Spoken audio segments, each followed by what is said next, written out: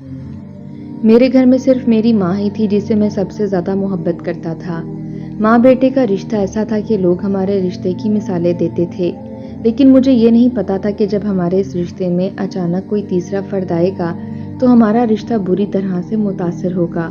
और वो तीसरा शख्स कोई और नहीं बल्कि मेरी होने वाली बीवी थी। वो मेरे साथ कॉलेज में पढ़ती थी, वहीं से वो मुझे अच्छी लगने लगी। और फिर जब कॉलेज ख़त्म हुआ, मेरी नौकरी लग गई तो मैंने अम्मी से कहा कि इसके घर रिश्ता लेकर जाएं। मैं इससे शादी करना चाहता हूँ। इसका नाम मारिया था। मैं बहुत खुश था कि वक्त पर ही मैंने सब कुछ कर लिया, यानी कि मैंने अपनी पढ़ाई मुकम्मल कर ली, मेरी नौकरी भी लग गई और अब अपनी पसंद की लड़की के घर रिश्ता भेज रहा था। पर जब मैंने अम्मी से कहा कि रिश्ता ले जाएं तो उन्होंने कहा कि बेटा, तुम्हारे लिए अपनी बहन की बेटी मोमना को पसंद कर रखा है। मुझे मोमना बिल्कुल भी अच्छी नहीं लगती थी। वो बिल्कुल अल्लाह मियाँ की गाय थी। वो एक नॉर्मल सी लड़की थी। इसने बस मैट्रिक किया हुआ था, लेकिन कुरान हिफ्ज किया हुआ था, हाफसा थी। बच्चों को घर में कुरान पाक पढ़ाती थी, खाना अच्छा बनाती थी, घर अच्छा संभालती थी। अम्मी को वो अच्छी लगती होगी, क्योंकि अम्मी को अपनी बहू में यही सारी खूबियाँ चाहिए थीं। लेकिन मुझे सिर्फ ऐसी औरत नहीं चाहिए थी जो घर संभाले। मैं अपनी बीवी के साथ मिलकर अपने मुस्तकबिल को बनाना चाहता था। मैं चाहता था कि हम दोनों मिलकर काम करें, वो मुझे कारोबारी मशवरे दे सके और हम दोनों मिलकर अपनी ज़िंदगी को आगे लेके जाएं। ऐसी औरत नहीं चाहिए थी जो सिर्फ घर को ही संभाल सके। इसीलिए मैंने अम्मी से बड़े ही प्यार और एहतराम से कहा कि अम्मी, मुझे सालिया बिल्कुल अच्छी नहीं लगती। इसमें मुझे अपनी होने वाली बीवी दिखाई नहीं देती। आप हुस्ना के घर रिश्ता लेकर जाएं। मैं उसी से शादी करना चाहता हूँ। अम्मी को ये बात बुरी लगी, लेकिन वो तो माँ थी। इसने कहा कि जो तेरी खुशी है बेटा, वही मेरी खुशी है। तू फिक्र नहीं कर, हम जल्दी वहाँ रिश्ता लेकर जाएंगे। कहते हैं कि कुछ लोग अपनी शक्ल से ही पहचाने जाते हैं। जैसे इंसान की नीयत होती है, हरकतें होती हैं, वैसे ही इसकी शक्ल होती है। कभी कभी हम किसी को देखते ही कह देते हैं कि ये तो बहुत चालाक लग रहा है, जबकि हम इसको पहली दफा मिल रहे होते हैं। शायद हमारी शख्सियत का अक्स हमारे चेहरों पर नजर आता है। कुछ लोग शक्ल से बहुत मासूम लगते हैं और वाकई मासूम होते भी हैं, लेकिन कुछ लोग ऐसे भी होते हैं जो शक्ल से तो मासूम लगते हैं लेकिन मासूम होते नहीं हैं। इसीलिए यूं शक्ल से किसी को जज करने के लिए आपको बहुत ज़्यादा तजर्बा चाहिए होता है, जो मेरी माँ के पास था। जब उन्होंने मारिया को देखा तो वो पहली नज़र में ही समझ गई थी कि ये आम लड़की नहीं है। ये एक ज़िद्दी लड़की है जो अपने माँ बाप को भी तिगनी का नाच नचा के बैठी है। जब पास आकर बैठी तो इसकी माँ से गलती हो गई।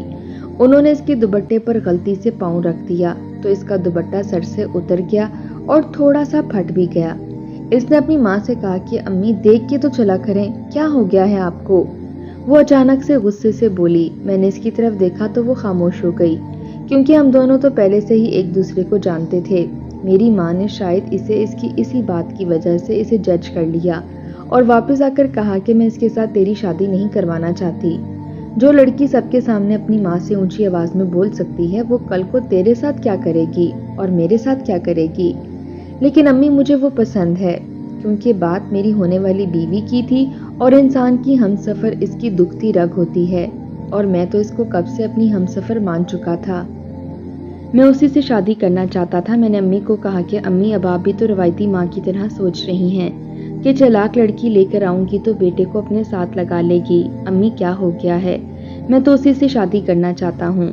मेरी माँ ने कहा कि मुझे तेरी कसम है कि मैंने एक पल को भी ऐसा नहीं सोचा, और बात सिर्फ मेरी अपनी नहीं है। माँ कभी खुद गर्ज नहीं होती, बात तेरी है। वो कल को तुझे जलील करेगी, तंग करेगी, तुझे फिर टेंशन में देखकर मुझे ही मसला होगा। मैंने कहा कि अम्मी, यूं किसी को पहले से जज नहीं करना चाहिए। हमें क्या पता कौन कैसा है, आप बस मेरा उधर ही रिश्ता करवा दें। इन लोगों को कोई मसला नहीं है, एक आपकी हाँ का सवाल है, बस आप हाँ कर दें। मेरी माँ खामोश हो गई। उन्होंने गहरी सांस ली और कहा, ठीक है, अगर तू यही चाहता है तो मैं तेरी शादी वहीं पर करवा दूंगी, लेकिन मैं तुझे पहले ही बता रही हूँ कि वो लड़की तेरे लिए ठीक नहीं है। तुझे इससे अच्छी लड़की मिल जाएगी। मुझे पता था कि अम्मी मेरी शादी मोमना से करवाना चाहती हैं, इसलिए वो मारिया से मेरा दिल खराब करवा रही थीं। मैं खामोश हो गया। मैंने वही वाली पॉलिसी अपनाई कि बस एक कान से सुनी और दूसरे कान से निकाल दी, कि जब तक शादी नहीं हो जाती मुझे मेरी माँ के साथ इसी तरह से पेश आना था। इनकी हाँ में हाँ मिलानी थी اور وہ جو کہہ رہی تھی میں مانتا جا رہا تھا، کیونکہ انہوں نے میری بات مان لی تھی کہ لڑکی میری پسند کی تھی، اور باقی ساری باتیں ان کی مان لیتا تو اس سے کوئی فرق نہیں پڑتا۔ میری شادی ہو گئی اور میری بیوی میرے گھر میں آ گئی۔ میں بہت زیادہ خوش تھا۔ میرے بابا باہر کے ملک میں ہوتے تھے، وہ میری شادی میں نہیں آ سکے، لیکن انہوں نے وہاں سے اپنی دعائیں بھیجی تھیں اور مجھے ویڈیو کال بھی کی۔ انہوں نے کہا کہ بس میرا 1 آدھا سال باقی ہے، اس کے بعد میں آ جاؤں گا۔ میں نے کہا کہ اچھی بات ہے، کیونکہ اب میں اپنی بیوی کے ساتھ مصروف رہنے والا تھا، تو میری ماں کو اکیلا پن تو محسوس ہونا ہی تھا۔ لیکن 1 سال کا وقت تھا، اس کے بعد سب کچھ نارمل ہو جاتا۔ لیکن حسنہ نے پہلے ہی دن گھر میں تماشا ڈال دیا۔ مجھے اس بات کی بالکل توقع نہیں تھی۔ صبح ہوئی تو اس نے کہا کہ یہ کیا ناشتہ بنا کے رکھا ہے؟ میں ایسا ناشتہ نہیں کرتی، اگر میں ایسا ناشتہ کرنے لگی تو میں موٹی بھینس بن جاؤں گی۔ میرے لیے کوئی ہلکا پھلکا ناشتہ لا دو۔ میں جا کر اس کے لیے بریڈ جیم لے آیا اور میں نے اسے پیار سے ایک بات سمجھائی۔ میں نے کہا کہ دیکھو میری بات سنو، 2 طریقے ہوتے ہیں، ایک یہ کہ کھانا بنا ہے اس کو کھا لیا جائے، اور دوسرا یہ کہ یہ کھانا پڑا ہے اس کو ٹھونس لو۔ ذرا پیار سے بولا کرو، تم آرام سے کہو گی تب بھی میں تمہاری بات مان لوں گا۔ میں نے اسے بہت پیار سے سمجھایا تھا، میں نے اسے آرام سے مثال دے کر سمجھایا، لیکن اس کے ساتھ میرا جھگڑا ہو گیا۔ اب میرا بھی موڈ خراب ہو گیا۔ مجھے تو میری ماں کی باتیں پہلے دن ہی سچی لگنے لگیں، لیکن شام ہوئی تو میری بیوی نے مجھے خود ہی منا لیا اور میرے ساتھ بہت اچھا وقت گزارا۔ ہم لوگ اپنی شادی کے شروع کے دنوں کو بہت انجوائے کر رہے تھے۔ وقت اسی طرح گزرنے لگا، جب ایک دن میری بیوی نے کہا کہ اس گھر کو چھوڑ دیتے ہیں، یہ گھر پرانا ہو گیا ہے۔ گھر تو یہ واقعی پرانا تھا، لیکن بہت مضبوط تھا۔ اس زمانے کا گھر بنا ہوا تھا جس میں بہت مضبوطی سے گھروں کو بنایا جاتا تھا۔ یہ گھر میرے بابا نے خریدا تھا۔ یوں سمجھ لیں کہ اس کی تعمیر بالکل ہی پرانی طرز کی تھی۔ اونچی اونچی چھت، لال کلر کے فرش اور رنگیلے شیشوں سے سجی ہوئی کھڑکیاں۔ اس نے کہا کہ مجھے اس طرح کے گھر میں نہیں رہنا، مجھے ایسے گھر میں رہنا ہے جہاں ہینڈل والے دروازے ہوں، لکڑی کے دروازے ہوں، صاف ستھری دیواریں، ٹائلوں والے باتھ روم۔ اس نے میرے دماغ میں یہ بات ڈال دی کہ ہمیں گھر بدل لینا چاہیے۔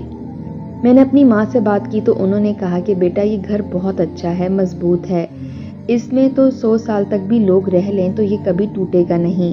تمہارے دادا نے بنوایا تھا، ایک ایک اینٹ انہوں نے اپنی نگرانی میں رکھوائی تھی، اور اس کی بنیادیں اتنی مضبوط ہیں جیسے کسی پل کو بنانے سے پہلے بنیاد بنائی جاتی ہے، ویسے اس گھر کی بنیاد بنائی گئی تھی۔ اس کے بعد دیواریں کھڑی کی گئی تھیں۔ میں نے کہا امی گھر پرانا بھی تو ہو گیا ہے، اور آج کل کون ایسے گھروں میں رہتا ہے؟ غسل خانہ الگ بنا ہوا ہے، باتھ روم الگ بنا ہوا ہے، اتنا بڑا کچن ہے، اتنے بڑے کچن کی تو ضرورت بھی نہیں ہوتی، اور یہ کھلے کھلے گراؤنڈ، ان کا ہم نے کیا کرنا ہے؟ یہاں پر انسان کیا کر لے گا؟ اس سے اچھا ہے کہ کمرے بڑے بڑے ہوں۔ بس میں گھر دیکھ لیتا ہوں اور اس گھر کو بیچنے کے بارے میں سوچتا ہوں۔ میں نے اپنے والد صاحب سے بات کی۔ انہوں نے کہا کہ بیٹا ہمارے پاس سب کچھ تمہارا ہی ہے، لیکن تمہاری ماں کی اس گھر کے ساتھ یادیں جڑی ہوئی ہیں، تھوڑا اس بارے میں سوچو۔ میں نے کہا کہ بابا نیا گھر ہوگا تو نئے گھر میں بھی نئی یادیں جڑ جائیں گی۔ میرے بابا نے مجھے اجازت دے دی، میری ماں نے مجھے روکا، لیکن میں نے ان کی بات نہیں مانی، اور جو گھر میں نے پسند کیا تھا اور جو میری بیوی کو بھی پسند آ گیا تھا، وہ گھر بہت زیادہ مہنگا تھا۔ بات ایسی بن گئی تھی کہ ہمیں ساتھ یہ گھر بھی دینا پڑتا اور ساتھ مزید پیسے بھی دینے تھے۔ میں نے فی الحال پرانا گھر دے کر وہ نیا گھر خرید لیا اور کہا کہ باقی پیسے بعد میں دے دیں گے، یعنی کہ ہم نے ان سے 3 مہینے کا وقت مانگا۔ رقم بہت بڑی تھی، پر مجھے امید تھی کہ مجھے میرے آفس سے قرض مل جائے گا۔ میری بیوی بہت خوش تھی اور میری ماں ہمیشہ پرانے گھر کی باتیں کرتی رہتی تھیں۔ ان کو اس گھر کی بہت یاد آتی تھی، کیونکہ وہ اسی گھر میں رخصت ہو کر آئی تھیں۔ میں بھی اسی گھر میں پیدا ہوا تھا۔ میری ایک بہن اسی گھر میں فوت ہو گئی تھی۔ وہاں ان کی زندگی کی اچھی بری ساری یادیں بسی ہوئی تھیں، اور پھر جب ہمیں مہینے بعد یہ پتا چلا کہ اس گھر کو توڑ کر وہاں پہ فیکٹری بنائی جا رہی ہے، تو میری امی کو بہت دکھ ہوا، کیونکہ وہ گھر کمرشل جگہ پر تھا اور فیکٹری والے نے خریدا تھا۔ اس نے کہا تھا کہ بہت بڑی جگہ ہے، میں یہاں پر گولی ٹافیوں کی فیکٹری بنا لوں گا۔ ہم نے سوچا تھا کہ کبھی کبھی گھر کو دیکھنے چلے جائیں گے، لیکن اب تو انہوں نے پورا گھر ہی ملیا میٹ کر دینا تھا اور نئے سرے سے فیکٹری بن جانی تھی۔ پہلے میں نے اپنی پسند کی شادی کر لی، پھر میں نے اپنی بیوی کے کہنے پر گھر بیچ دیا، اور اب نئے گھر میں نئے طور طریقے آ رہے تھے۔ میری بیوی نے گھر میں سب کچھ بدل دیا تھا۔ جو آٹا ہم کھاتے تھے اب وہ کہہ رہی تھی کہ اس کی جگہ ہم بازار کا تھیلی والا آٹا کھائیں گے۔ जिस चक्की का आटा हम खाते थे वो छोड़कर बाजारी आटा खाने लगे। घर में वो हर चीज जिस तरह से बनती थी वो सब कुछ इसने बदल दिया था। मेरी माँ को ये बदलाव अच्छा नहीं लग रहा था। वो आजकल बीमार रहने लगी थीं, लेकिन मैं इनकी ज्यादा देखभाल नहीं कर पाता था क्योंकि मुझे अभी बहुत बड़ी रकम अदा करनी थी। नहीं तो 3 महीने बाद ये घर हमसे वापस ले लिया जाता। मैं अपनी मुसीबतों और मसले मसाइल में फंसा हुआ था। इधर माँ बीमार थी और बीवी के चोंचले खत्म नहीं हो रहे थे। मैंने कहा कि इतने सारे पैसे कहाँ से दूंगा, तो मेरी बीवी ने कहा कि तुम्हारे बाबा वापस आ रहे हैं ना, इनसे कहना कि वो पैसे दे दें। जब इतना अरसा बाहर के मुल्क गुजारा है तो खाली हाथ तो नहीं आएंगे, इनके पास बहुत सारा पैसा होगा। मैंने कहा कि हाँ, ये बात तो तुम्हारी ठीक है, मैं आज ही इनसे बात करता हूँ। मैंने बाबा से बात कर ली। बाबा ने कहा कि इतने सारे तो नहीं, लेकिन आधी अमाउंट है मेरे पास, यानी कि 40 लाख अगर तुम कहते हो तो मैं तुम्हें भेज देता हूँ। लेकिन बेटा मेरे पास सिर्फ यही है, क्योंकि मैंने भी अपने बहन भाइयों की शादियाँ की, तुम्हारी पढ़ाई में भी बहुत पैसे लगाए, घर को भी चलाया, मैं ज़्यादा पैसे नहीं बचा पाया। और ये तो यूँ समझ लो कि अगर मैं 20 साल से वहाँ रह रहा हूँ तो 20 साल से थोड़े पैसे जमा कर रहा हूँ। वक्त के साथ पैसे कहाँ बचते हैं। मैंने कहा कि बाबा आप ये पैसे भेज दें, मुझे इनकी ज़रूरत है।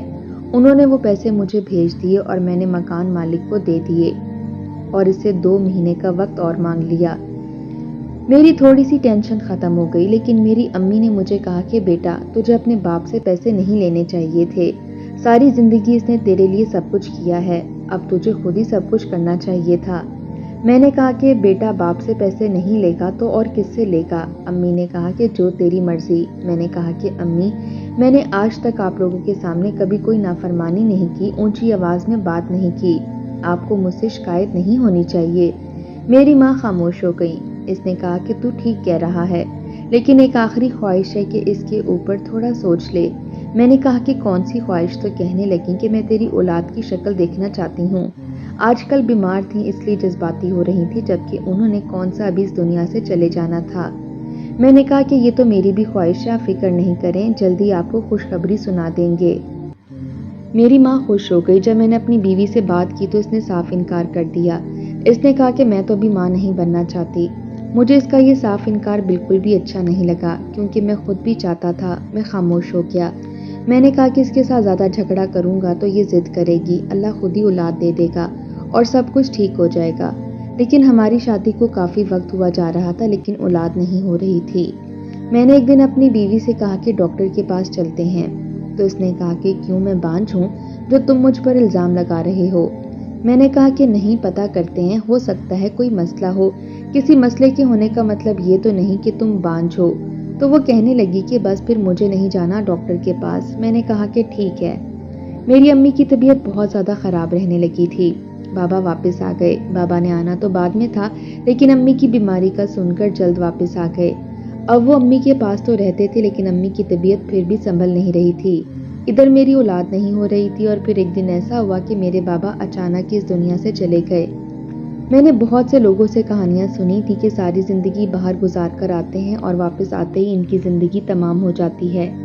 मेरे बाबा के साथ भी यही सब हुआ। पता नहीं चला कि क्या बना। डॉक्टर ने जब चेक किया तो उन्होंने कहा कि इनको दिल का दौरा पड़ा है, इसलिए इनकी मौत अचानक ही हो गई है। अम्मी बहुत ज़्यादा दुख में थी और मैं भी।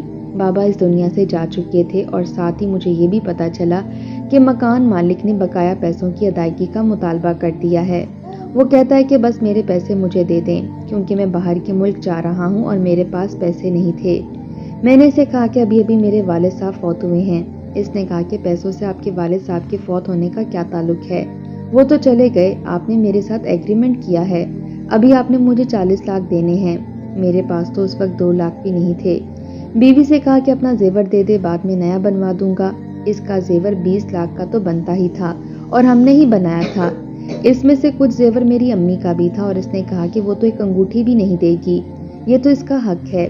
मेरा इसके साथ झगड़ा हो गया। मैंने कहा कि मेरी मुसीबत में तुम मेरा साथ नहीं दोगी तो कौन देगा। इसने कहा कि मैं जेवर देकर तुम्हारा साथ नहीं दे सकती, क्योंकि एक दफ़ा जेवर बिक जाए तो वो दोबारा नहीं बनता। मैं परेशान हो गया और जाकर अम्मी के पास बैठ गया। मेरी माँ ने कहा कि तुम परेशान बैठे हो। मैंने कहा कि अम्मी परसों इसको पैसे देने हैं। 1 महीना तो ऐसे ही गुजर गया, पता भी नहीं चला। میری امی کے کانوں میں اور ہاتھوں میں سونے کے کنگن اور کانٹے تھے۔ انہوں نے کہا کہ یہ لو، شاید تیرے کام آ جائیں۔ میں نے کہا کہ امی اس سے کیا کام بنے گا؟ میری امی نے کہا کہ بیٹا میں نے تجھے منع کیا تھا کہ تو اس عورت سے شادی نہ کر، اس نے تجھے اتنی بڑی مصیبت میں ڈال دیا۔ ہم اسی گھر میں بیٹھے رہتے تو ہمارا کیا جا رہا تھا؟ میں نے کہا کہ امی آپ اپنی نفرت نہ نکالیں، بہو تو ساس کو ہمیشہ ہی بری لگتی ہے، وہ گھر کون سا اتنا اچھا تھا؟ میری امی نے کہا کہ بیٹا تو بہت اچھا ہے، تو نے کبھی ہمارے ساتھ نافرمانی نہیں کی، لیکن نافرمانی کے علاوہ تو نے جو فیصلے کیے ہیں نا، ان فیصلوں نے ہمیں کہیں کا نہیں چھوڑا۔ میں اپنے اسی گھر میں مرنا چاہتی تھی، لیکن تیری بیوی نے میری زندگی کو عذاب کر دیا اور اب میرے بعد تیری باری ہوگی اور وہ تجھے بھی چین سے نہیں جینے دے گی۔ میں نے پہلے دن ہی کہا تھا کہ یہ عورت تیرے لیے ٹھیک نہیں ہے۔ میں نے امی کو کہا کہ آپ کے پاس آ کر کیا بیٹھ گیا، آپ نے تو میرا بچہ کچا دماغ بھی کھانا شروع کر دیا ہے۔ میں وہاں سے چلا گیا، لیکن وہ میری سب سے بڑی غلطی تھی، کیونکہ صبح تک میری ماں اس دنیا سے جا چکی تھی۔ وہ کافی مہینوں سے بیمار تھیں اور پھر بابا کے جانے کے دکھ کو انہوں نے اپنے دل پر لے لیا تھا۔ مجھے بہت افسوس ہوا کہ میں نے آخری وقت میں بھی اپنی ماں کے ساتھ بدتمیزی کی۔ میرا مالک مکان کے ساتھ جھگڑا ہو گیا۔ 1-2 مہینے کے بعد اس نے ہم سے وہ گھر بھی لے لیا اور ہم کرائے کے گھر میں رہنے لگے۔ میرا کاروبار بھی اچھا نہیں جا رہا تھا، ہم لوگ کرائے کے گھر میں آ گئے تھے۔ جو پیسے ہمیں واپس ملے تھے وہ بھی آہستہ آہستہ ختم ہو رہے تھے، کیونکہ ہم نے گھر کے کچھ پیسے تو دیے ہی تھے۔ جھگڑا ہوا تو وہ پیسے ہمیں واپس دے دیے گئے تھے۔ اب وہ پیسے خرچ ہو رہے تھے۔ میری بیوی کا تو ہاتھ ہی نہیں رک رہا تھا، وہ روز شاپنگ پر جاتی تھی۔ اس نے پتہ نہیں کتنے لاکھ اڑا دیے تھے، اور پھر ایک دن مجھے اس کے پرس میں سے ایک ایسی چیز ملی جس کو دیکھ کے مجھے اندازہ ہو گیا کہ میری ماں نے ٹھیک ہی کہا تھا کہ یہ عورت مجھے برباد کر دے گی، اور وہ ایک رپورٹ تھی جس کے مطابق میری بیوی نے اپنا بچہ گرا دیا تھا۔ جب میں نے اسے بات کی تو اسے غصہ آ گیا۔ اس نے کہا کہ 1 نہیں 3 بچے گرا چکی ہوں تمہارے، کر لو جو تم نے کرنا ہے۔ مجھے بہت غصہ آیا۔ میں نے کہا کہ تم نے میرے بچوں کو جان سے مار ڈالا، ماں نہیں بننا چاہتی تھی تو مجھے بتا دیتی، لیکن یہ گناہ کیوں کیا تم نے؟ آج میرے 3 بچے ہوتے۔ اس نے کہا کہ 3 بچے ہوتے اور میری صحت بری طرح سے خراب ہو چکی ہوتی، اپنے آپ کو تمہارے بچوں کے لیے خراب نہیں کروں گی۔ میں نے کہا کہ تم تو واقعی گھر بسانے کے قابل نہیں تھی، نہ تو تم اچھی بیوی ہو نہ ہی اچھی عورت ہو، اور اچھی ماں تو تم بن ہی نہیں سکتی۔ وہ مجھ سے ناراض ہو کر چلی گئی۔ مجھے لگا کہ واپس آ جائے گی، لیکن اس نے مجھ پر خلا کا کیس کر دیا۔ میری زندگی کے ایک غلط فیصلے نے میرا سب کچھ ختم کر دیا۔ مجھے وہ وقت ابھی بھی یاد آتا ہے جب میں اپنے گھر میں سکون سے رہتا تھا۔ میری ماں میرے لیے اچھے اچھے کھانے بناتی تھی، میں اپنی ہر بات اس سے کرتا تھا۔ میرے بابا بھی میرے ساتھ دیتے تھے، لیکن میرے باپ اب اس دنیا میں نہیں رہا تھا۔ میری ماں بھی مجھ سے ناراض ہو کر چلی گئی، اور میری بیوی نے میرے ساتھ کیا کیا۔ جب ہم کہتے ہیں کہ بڑوں کو کیا پتا، انہوں نے تو اپنی زندگی گزار لی ہے، وہ نہیں ان کا تجربہ بولتا ہے۔ بڑوں کو پتا ہوتا ہے کہ کون سا شخص کیسا ہے اور کتنی دیر تک آپ کا ساتھ نبھائے گا۔ میری ماں نے جب میری بیوی کو دیکھ کر کہا تھا کہ یہ عورت ٹھیک نہیں ہے، تو انہوں نے ٹھیک ہی کہا تھا، لیکن اس وقت میری عقل پر پردہ پڑ گیا تھا۔ میں اپنی ماں کے لیے دعا کرتا ہوں، اللہ ان کے درجات بلند فرمائے اور مجھے معاف کر دے، میری زندگی سے آزمائش کو ختم کر دے۔ اب میں بہت تھک گیا ہوں۔ دوستوں، زندگی میں کبھی ماں کی نافرمانی نہ کیجیے گا، ورنہ آخرت میں تو عذاب پتہ نہیں کیا ہو، آپ کو اسی دنیا میں ہی اس کا مکافات عمل دیکھنا پڑے گا۔ جو کچھ آپ اپنے ماں باپ کے ساتھ کرتے ہیں وہ آپ کو اسی دنیا میں دیکھنا پڑے گا۔ اگر آپ اپنے ماں باپ کی عزت کرتے ہیں، ان کا احترام کرتے ہیں، ان کے ساتھ پیار محبت کے ساتھ پیش آتے ہیں، تو آپ کو اسی کا بدلہ اسی دنیا میں ملے گا۔ اگر آپ ان کے ساتھ پیار محبت کے ساتھ پیش نہیں آتے، ان کی عزت ان کا احترام نہیں کرتے، ان کا خیال نہیں کرتے، تو بھی اس کا صلہ اس دنیا میں ملے گا۔